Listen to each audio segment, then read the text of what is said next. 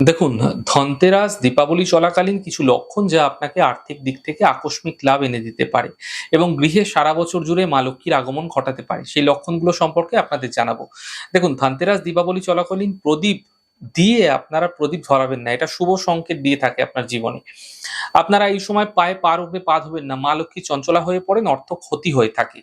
ধনতেরাস, দীপাবলি চলাকালীন মহিলারা যখন স্নান করছেন তখন মুখে জল ধরে রাখুন এবং স্নান করুন। এতে দাম্পত্য জীবনে মধুরতা আসে। ধনতেরাসের দিন যদি আপনারা আপনার গৃহে টিকটিকি দেখছেন তাহলে নিশ্চিতভাবে জানবেন আপনার অবশ্যই লক্ষ্মী লাভ হবে, আর্থিক শ্রীবৃদ্ধি নিশ্চিতভাবে ঘটবে সারা বছর জুড়ে। ধনতেরাস এবং দীপাবলি চলাকালীন যদি আপনার গৃহে কোনো বিড়াল আসছে, তাহলে বিড়ালকে যদি আপনারা দুধ খাওয়াতে পারেন, তাহলে আপনার লক্ষ্মী লাভ অবশ্যই হতে দেখতে পাবেন। একটি আখ নিন। এই আখটিতে আপনারা সিঁদুরের তিলক দিন। অনামিকা আঙ্গুল দ্বারা ৮টি সিঁদুরের তিলক দেবেন এবং ৮টি মৌলি সুতো দ্বারা পাক দেবেন। পাক দেওয়া হয়ে গেলে অষ্টলক্ষ্মীর নাম করে মা লক্ষ্মীর স্থানে রেখে দিন। সারা বছর জুড়ে রেখে দিন। এতে আর্থিক সমৃদ্ধি বৃদ্ধি পাবেই পাবে।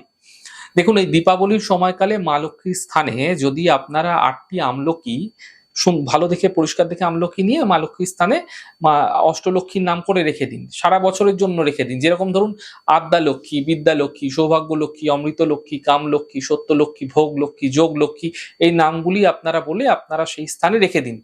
আপনাদের আর্থিক ক্ষেত্র মজবুত হতে নিশ্চিতভাবে দেখতে পাবেন। সারা বছর জুড়ে এই প্রক্রিয়া আপনাকে বিশেষ ফায়দা দেবে। দেখুন, ধনতেরাসের এই বিশেষ পর্ব চলাকালীন কখনোই কিন্তু কারো থেকে ভুল করেও ধার নেবেন না, কাউকে ধার দেবেন না। এতে আর্থিক সমস্যা, আর্থিক ক্ষতি হতে দেখা যায় প্রবলভাবে। এই প্রক্রিয়াটি আপনারা কিন্তু মাথায় রাখবেন যে কাউকে সামান্যতম ধার এই সময় কালে কিন্তু আপনারা দেবেন না। এতে কিন্তু ক্ষতি হয়। দেখুন, ধনতেরাস থেকে দীপাবলি পর্যন্ত এই সময়কালে আপনারা যখনই স্নান করবেন, স্নানের পূর্বে সামান্য চামেলির তেল গায়ে মেখে আপনারা স্নান করুন। এতে আপনাদের সঙ্গে সর্বদা মা লক্ষ্মীর আশীর্বাদ থাকবেই। নিশ্চিতভাবে দেখতে পাবেন। এছাড়া আমি আপনাদের সঙ্গে পূর্বের একটি ভিডিওতে আলোচনা করেছি কিভাবে আপনারা আপনাদের সৌন্দর্যকে বৃদ্ধি করবেন রূপ চতুর্দশীর দিন বা নরক চতুর্দশীর দিন কিভাবে এই প্রক্রিয়াটি করবেন সেটি দেখে নেবেন সেই ভিডিওতে।